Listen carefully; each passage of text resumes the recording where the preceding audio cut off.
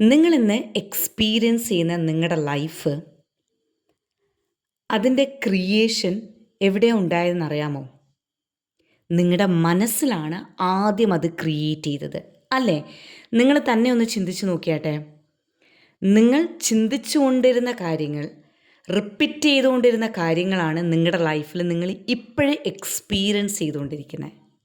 അതായത് കഷ്ടപ്പാടുകളെക്കുറിച്ച് തന്നെ മനസ്സിൽ ചിന്തിച്ചുകൊണ്ടിരിക്കുവാണ്.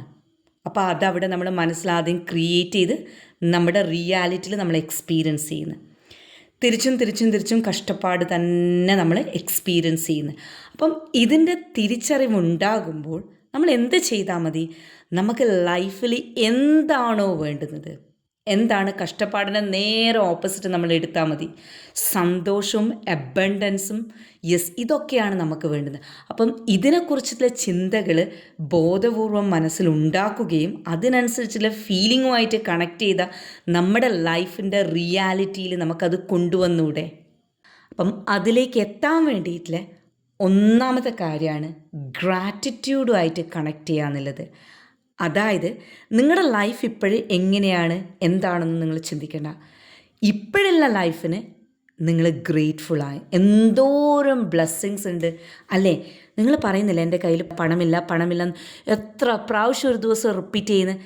നിങ്ങളൊന്ന് ഓർത്ത് നോക്കിയാൽ നിങ്ങളുടെ വീട്ടിലെ എല്ലാ സാധനങ്ങളും പണം കൊടുത്ത് വാങ്ങിച്ച സാധനങ്ങളാണല്ലോ.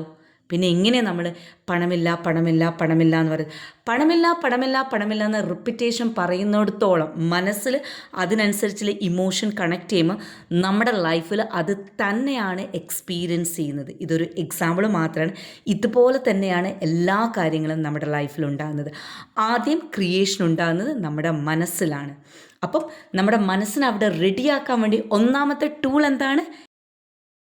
ഗ്രാറ്റിറ്റ്യൂഡ്, നന്ദി.